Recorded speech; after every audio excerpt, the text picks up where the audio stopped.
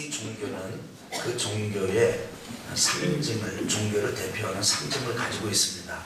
불교는 연꽃이고, 그리고 이슬람은 초승달입니다. 굳이 기독교를 종교의 범주에 넣어서 본다면 기독교를 대표하는 상징은 십자가입니다. 그런데 십자가는 원래 아주 중죄, 큰 죄를 지은 사람을 잔인하게 처형하던 처형틀이었습니다. 예수님께서 그 십자가에서 달려 돌아가신 후에 그 십자가는 기독교의 대표적인 상징이 되었지요. 그런데 이 예수님이 달려 돌아가신 십자가, 이 예수님의 십자가에는 어떤 의미가 있는 걸까요? 예수님 본인은 예수님의 십자가, 자기가 지신 그 십자가를 대속물로서 지신 십자가라고 마태복음 20장 28절에서 말씀하셨습니다. 이 대속물이라는 것은 빚을 갚는 그런 의미에서 사용하는 용어입니다. 시장에서 거래가 이루어질 때 누가 빚을 지고 그 빚을 갚습니다. 그런데 그 사람이 갚을 수 없는 빚을 지었을 때 누군가 다른 사람이 대신 갚아주는 행위를 대속이라고 하고, 그리고 대신 갚아주는 그 물건, 그 대신 갚아주는 그 금전, 그것을 대속물 혹은 속전이라고 합니다. 사람은 인정하든 인정하지 않든, 부정하든 긍정하든 간에, 인식을 하든 인식을 하지 못하든 간에 날 때부터 갚을 수 없는 빚을 지고 태어납니다. 바로 죄의 빚입니다. 돈 빚이 아니고 죄의 빚입니다. 이 죄의 빚은 사람이 갚을 수가 없어요. 스스로 갚을 수가 없습니다. 왜냐하면 모든 사람이 다 죄인이기 때문입니다. 죄인이 어떻게 다른 사람 죄인의 죄빚을 갚을 수가 있겠습니까? 그런데 인류 역사 이래로 아주 죄 없는 깨끗한 삶을 사셨던 분이 유일하게 계셨습니다. 이분이 바로 예수님입니다. 이 예수님은 이 땅에 오실 때 하나님이 우리 인간과 같은 몸을 입고 오신 것인데, 하나님이 우리와 같은 몸으로 이렇게 오실 때 성령으로 오셨습니다. 성령으로 말미암아 잉태가 되셨습니다. 이 남자의 죄가 있는 피를 받은 게 아니고 하나님의 거룩하신 영, 성령으로 말미암아 잉태되셨기 때문에 육체를 가지긴 가지셨으나 죄가 있는 분은 아니셨습니다. 죄가 없는 분이신 거예요. 그리고 남자를 알지 못하는 마리아의 몸을 빌어서 이 땅에 오셨습니다. 사시기를 깨끗하게 사셨습니다.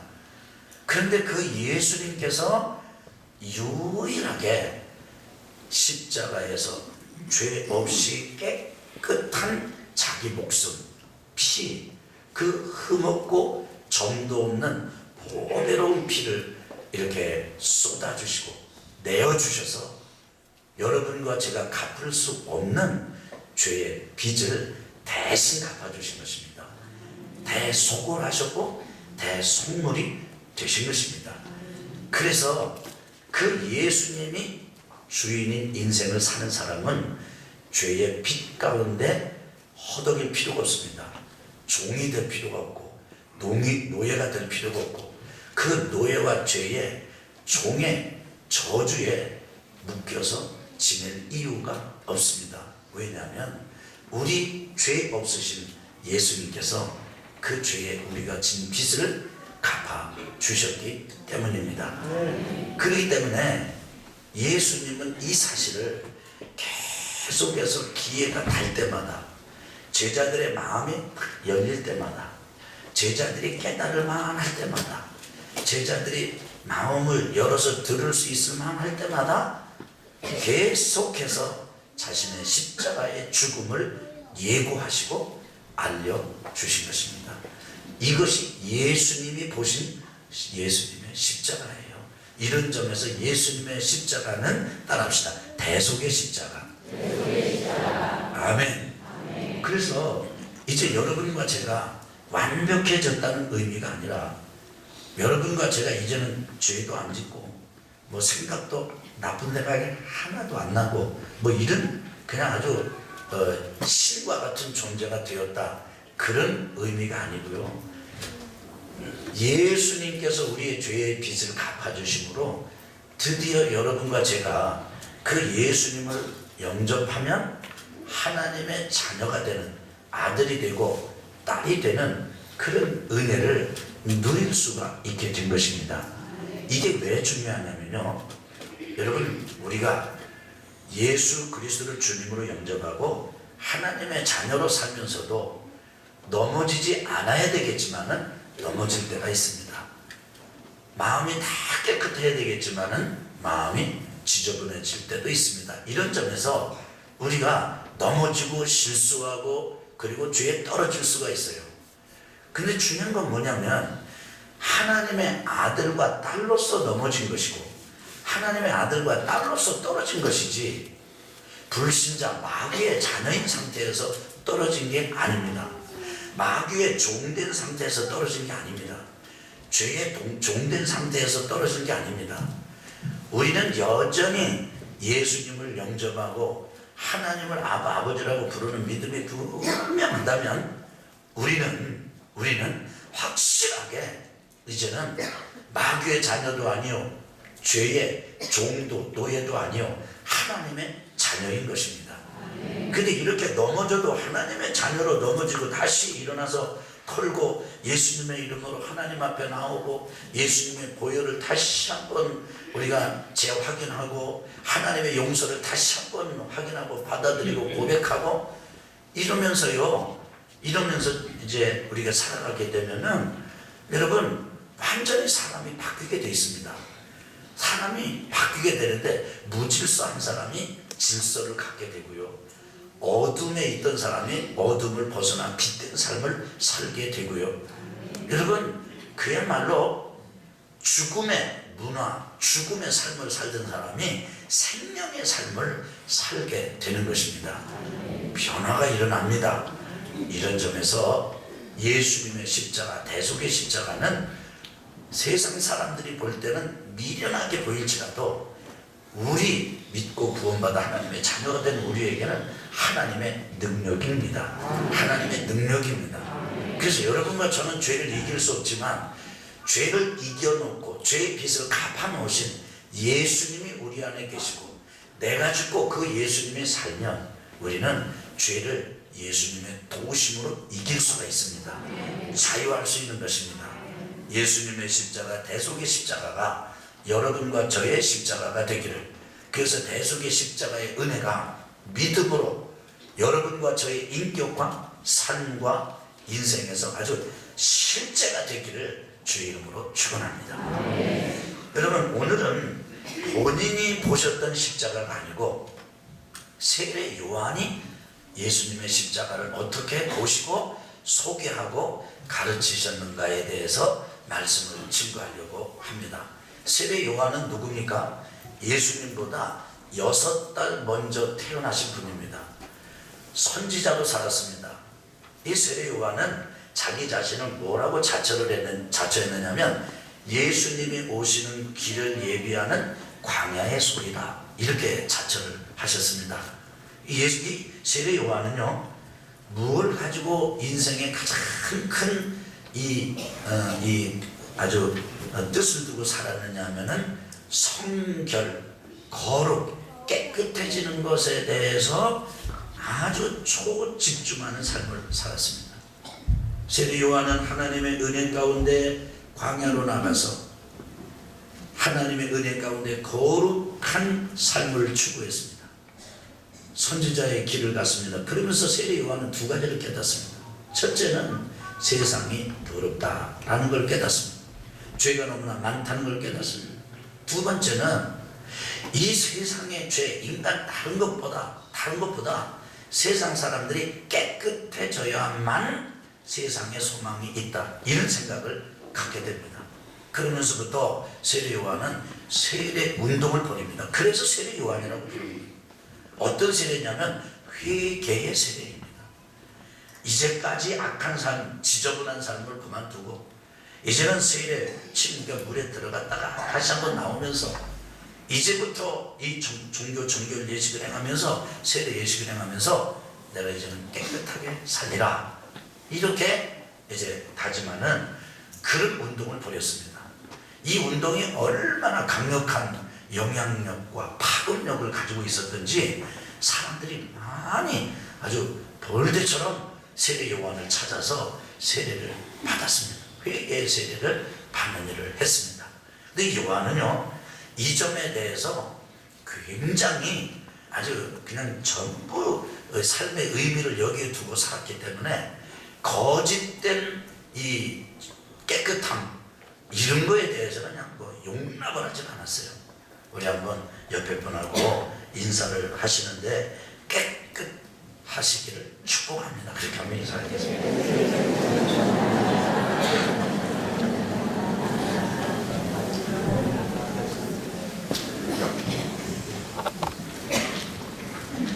지금 마귀가 여러분을 듣지 못하게요, 지금 자꾸 졸려.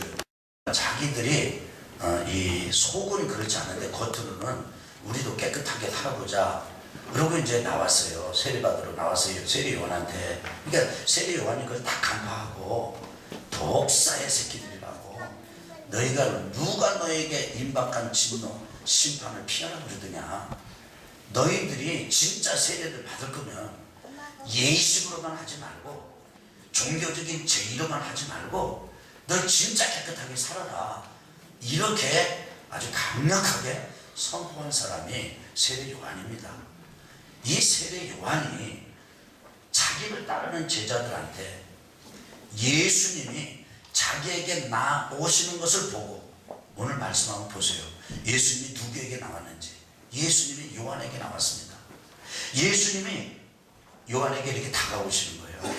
그러니까 요한이 갑자기, 요한이 지금 뭐에 집중했다고요? 거룩 운동에 집중했다고요. 정결 운동에 집중했다고요. 이대로 가다가 세상 썩는 세상 망한다면 그래서 여기서 나와야 된다, 이런 운동을 했다고요. 근데 그런 운동을 하던 한참 펼치던 세례 요한이 예수님이 자기 길이 좀 나오니까 갑자기 보라, 따라합시다. 보라. 세상 죄를 지고 가는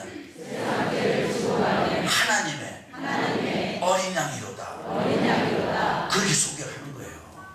그러니까 세례 요한의 예수님에 대한 전도가 뭐냐면 앞에 수식어를 다 빼는 거예요. 봐라, 어린 양이다. 어린 양이 오신다. 이분이 어린 양이다. 이렇게 얘기한 겁니다. 그런데 여러분, 이 어린 양은요, 예수님이 자신을 설명할 때 대속물로 설명한 것과는 개념이 조금 다릅니다. 이 대속물은요, 시장, 이 세상 시장 사람들이 거래할 때 빚지고 갚고 이럴 때 시장에서 쓰는 말입니다. 그런데 어린 양이라고 하는 말은요, 시장에서 쓰는 말이 아니고 제사 드릴 때 쓰는 말입니다. 제사 드릴 때 제물이 있거든요. 그 제물은 제사 드리는 사람의 죄를 대신해서 뒤집어 쓰고 죽는 걸 말합니다. 그러니까 어린 양은 시장 거래에서 사용하는 대속물과는 달리 제사를 드릴 때 사용하는 말이에요. 그래서 예수님을 소개할 때 예수님의 죽음, 예수님의 삶, 예수님의 삶의 결론, 결국 십자가를 세례 요한은 어린 양으로서의 죽음이라고 가르치는 것입니다. 다른 말로 말하면 제물로 죽은 것이다. 다른 말로 말하면 본인의 죄가 아니라 다른 사람의 죄를 대신해서 그 사람의 죄를 해결하기 위해서 죽으시는 제물이 되시는 분이시다. 따라합시다. 보아라. 예수님은 다시 예수님은 어린 양이다. 아멘. 이렇게 말씀하시는 거예요. 그래서 세례 요한은 예수님을 더러운 것을 깨끗하게 해주시는 어린 양으로서 소개를 하셨는데, 여기에는 세 가지 중요한 의미가 담겨 있습니다. 우리 한번 그 세 가지 중요한 의미를 한번 보시겠는데요. 한번 첫 번은요, 그 첫 번째 의미는 뭐냐면 세상 죄를 지고 가신 예수님이라는 거예요. 한번 따라합시다. 어린 양 예수님은 세상 죄를 지셨습니다. 아멘. 그래서 1번 한번 그 오늘 말씀에 1번 한번 같이 읽어보시겠습니까? 1번. 자, 시작.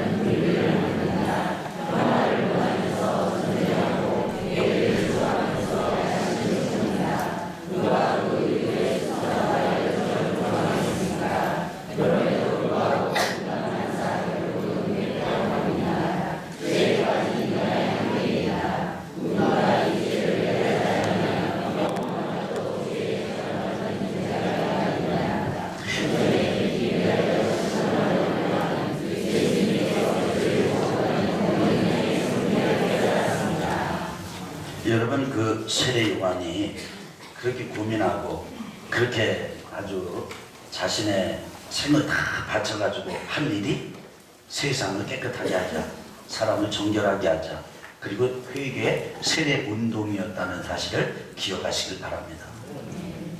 그런데 세례 요한은 그 세상 죄를 다 지고 가시는 어린 양이신 예수님을 깨달은 거예요.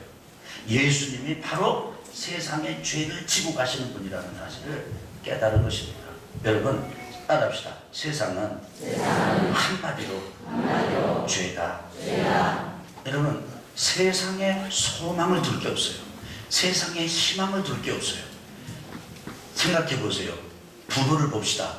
부부를 볼 때 여러분, 좀 극단적인 표현을 했으면 뭐합니다만은, 여러분, 살면서 싸우기 위해서 결혼한 사람 없지요. 잘 살고 싶죠. 좀 용서하고 들으십시오. 누가 결혼하면서 이혼하려고 하겠습니까? 다 잘 살자는 거죠. 그런데 결과는 갈등도 있고 싸움도 있고 나눔도 있고 그렇습니다. 형제는 어떻습니까? 어릴 때 자라면서 그 형제들이 다 한 솥밥, 한 어머니 젖 먹고 크고, 그리고 귀하게 자라면서 진짜 금이야 오기야 서로 위하며 살았는데 그 형제가 갈등합니다. 여러분, 부모와 자녀는 어떻습니까? 가장 가까운 인간관계가 이런 건데, 거기에 잘 살아보자고 하는 의도도 있고 뜻도 있지만 관계가 완벽하지 않아요. 여러분 중에는 우리 부부는 뭐 무탈하다, 뭐 그러실 수 있어요. 그 다음에 우리 형제들은 참 의가 좋다, 그럴 수 있어요. 네? 그럴 수 있다니까요. 그런데 365일 그러냐 이거예요. 24시간 그러냐 이거예요. 그냥 365일 24시간 내내 신랑이 다 이뻐요? 어떻게 아내가 다 이뻐요? 거짓말 하지 마시다. 좀 제가 여러분 주무시지 말라고 좀 자극적인 용어를 쓰는 거예요. 그럴 수가 없어요. 그런데 보면 잘 살자고 싸우는 거예요. 남한과 북한도 보면 잘 하자고 싸우고, 뭐 저에게 어디 역사 자체가 그래요.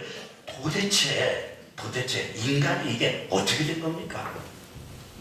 무엇 때문에 이런 겁니까? 성경은 한마디로 그거를 뭐 사회학적으로, 역사적으로, 환경이 그렇고, 시대가 그렇고, 문화가 그렇고, 문명이 그렇다, 이렇게 하기 이전에 따라합시다. 죄 때문이다. 그러니까 세상은 죄의 문화고요, 죄의 결국은 죽음입니다. 그래서 세상의 문화 자체가 죽음의 문화입니다. 그 세례 요한은 그것 가지고 고민한 거예요. 이걸 어떻게 깨끗하게 할 수 있나 이게. 그러면서 주님에게서 주님을 볼 때, 예수님을 볼 때 그 세상의 죄를 다 짊어지고 가시는 어린 양이로구나 이렇게 깨달은 것입니다. 이 은혜가 여러분과 저희 것 되기를 주의 이름으로 축원합니다. 그래서 두 번째로는요, 예수님께서 어린 양이 되셔가지고 이 세상 죄를 지고 가셨습니다. 이 지고 갔다는 말은 첫째는 뭐냐면 짊어졌다는 게 중요해요. 세상 죄 가운데 여러분과 저의 죄가 있습니다. 우리의 부족이 있습니다. 우리의 실수가 있고 우리의 실패가 있습니다. 우리의 좌절이 있습니다. 우리의 낙담이 있습니다. 다른 사람 이전에 내가 나를 봐도 싫어하는 자기 학대, 자기 혐오, 자기 거부도 거기 다 있습니다. 그것을 예수님께서 어린 양처럼 걸머지셨습니다. 짐을 지듯이 걸머지셨습니다. 근데 사람은 한 짐, 두 짐밖에 못 지는데, 세상의 차량은 한 짐, 한 차, 두 차밖에 못 하는데, 예수님께서는 그 세상의 모든 죄를 여러분과 저의 것까지도 전부 짊어지시고, 그리고 십자가로 가셨습니다. 돌아가셨습니다. 가지고 가셨습니다. 끝내셨습니다. 이것이 어린 양 예수님께서 세상 죄를 처리하신 방법에 따라합시다. 지고 가셨다. 영어로는 이걸 뭐라고 그러냐면 take away라고 그래요. 여러분 커피 가서 할 때 이거 저기 뭐요 가져가실 거예요? 여기서 드실 거예요? 그러죠? 그렇게 묻잖아요. 그런데 여러분 take out 할 거냐고 이렇게 물을 때가 있어요. 깜짝 놀랐고 위험을. 그런데 말을 이렇게 가져갈 때 가져간다. 그럴 때가만은 간다. take away. 예수님께서 지금 여러분과 저의 경험과 여러분과 저의 삶의 실체는 여전히 있어요. 우리 가운데. 가지고 가셨는데 나에게 아무것도 없으면 우리가 이렇게 고민하고 이렇게 설명하고 이렇게 할 필요가 없습니다. 실제 드러나는 거는 그대로인데, 세상은 그대로인데, 하나님께서는 이런 세상, 더러운 세상, 온전치 못한 세상을 보시고 세상의 죄, 여러분과 저의 죄를 몽땅 묶어서 어린 양 십자가, 어린 양의 예수님에게 이렇게 담당 짊어지시고 짊어지고 처리하도록 하셨다. 아멘. 이런 뜻이 있고요. 세 번째로는 여러분 따라합시다. 단 한 번에 따라합시다. 이거를요 성경은 뭐라고 따라합시다. 영단번에 처리하셨다. 근데 언제 이렇게 처리하셨냐면 우리가 아직 죄인 되었을 때, 우리가 아직 몰랐을 때, 우리가 예수님에게 십자가를 져주세요, 어린 양이 되어주세요 요청할 줄도 몰랐을 때, 아니 요청하는 것 자체가 아니라 우리의 존재 자체가 아직 없었을 때, 여기에 계신 여러분과 제가 전부 우리 존재 이전에 일어난 예수님의 어린 양 속죄의 사건입니다. 그 말은 하나님과 우리와의 관계에 있어서 사랑은 우리가 시작한 게 아니고, 믿음은 우리가 믿은 게 아니고 하나님이 여러분과 저를 사랑하셔서 어린 양 예수님으로 하나밖에 없는 아들을 십자가로 보내주셨습니다. 하나님이 먼저 하셨어요. 하나님이 먼저 사랑하셨어요. 아멘. 그리고 그것을 사람의 한 사람 한 사람 자기의 양을 잡아서 바친다고 하면 자기의 죄밖에는 해결 못하겠지만, 우리의 양이 아니고 한 사람의 양이 아니라 따라합시다. 하나님의 어린 양. 양과 염소, 염소와 송아지 피 또 반복할 필요가 없는 하나님의 양, 하나님의 어린 양. 하나님께서 모든 인류의 죄를 거기에 얹으셔가지고 한 번에 짊어지고 가도록 처리하시는 사건, 이것이 바로 어린 양 예수님의 십자가입니다. 이 사실을 요한은 제자들한테 가르쳐 줬어요. 그런데 제자들이 그 얘기를 듣고는요, 조금 전까지 스승으로 섬기던 자기 스승 요한을 버리고 누구의 제자가 됐습니까? 예수님의 제자가 됐습니다. 여러분 생각해 보세요. 여러분이 열심히 가르쳐서 더 좋은 이런 분을 소개를 했는데 그냥 골로 쏙 가버려요. 얼마나 마음이 상하겠어요. 근데 세례 요한은 그때 이렇게 말합니다. 나는 망하고 예수님은 흥해야 할 것이다. 그리고 예수님의 뜻에 전폭적으로 순복하고 따라갔습니다. 세례 요한이 가르쳐준 십자가 바로 속죄의 십자가입니다. 어린 양 예수님의 속죄의 십자가. 그래서 이 속죄의 십자가에는 능력이 있습니다. 세상 사람들이 볼 때는 어리석어 보이고 미련해 보이죠. 이 속죄에 내 죄가 사라졌다. 이 믿음의 고백이 있고 예수님을 주님으로 모시고 사는 사람은 반드시 변화가 일어나게 되어 있습니다. 여전히 우리는 약하죠. 이미 말씀드렸습니다만 여전히 우리는 실수하고 실패하고 넘어질 것입니다. 그러나 우리는 하나님의 자녀로서 넘어지는 것이고 그리고 일어나면서 넘어져서 일어나면서 우리는 더욱더 강해지게 될 것입니다. 여러분 마지막 한 말씀만 드리고 제가 좀 마치겠는데요. 가끔 보면은 잘생긴 여자분인데 이런 말을 해가지고 좀 못들지 모르겠지만 잘생긴 여자분인데 덜 떨어져 보이는 경우가 있잖아요. 그러니까 왜 아니 좀 시원찮은 사람이 밥을 하나 붙이고 나타나는 건 괜찮아요. 그런데 아주 성장을 하고 막 아주 이런 사람이 딱 나타나는데 밥을 하나 딱 붙이고 나타났다 이러면 그냥 더 좀 이상하잖아요. 그런데 여러분 그 하나님을 모르고 원수 마귀 사단 귀신의 영향력 아래 사는 사람들의 특징 중에 특징이 뭐냐면 몇 가지가 있습니다. 첫째는 지저분함.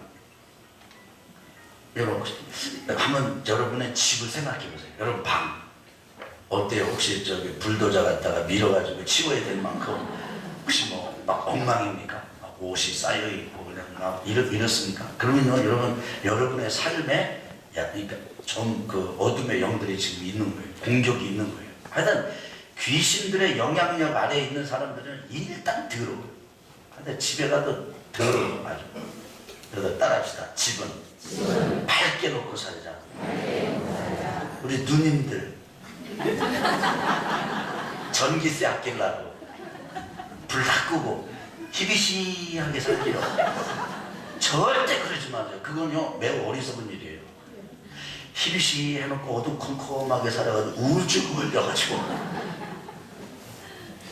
우울증 약값이 전기세보다 훨씬 더 비싸. 여러분 제 얘기 뼈가 있습니다. 여러분 잘 들으세요. 밝게 놓고 살아야 돼요. 벽지도 우중충한 가만 해야 돼요. 밝게 살아야 돼요. 아멘. 얼굴도 연세 드시면 화장 많이 하셔야 됩니다. 왜냐면 뭐 20대 30대는 화장 안 해도 이뻐요 안 이뻐요? 이쁘죠. 더군다나 은혜 받으면 더 이쁘잖아요. 그런데 연세 드시면 다 이렇게 좀 작업을 해야 더 이뻐요. 절대로 여러분과 저 어둡게 지나면 안 돼요. 하여튼 귀신의 영향 아래 있으면 지저분해요.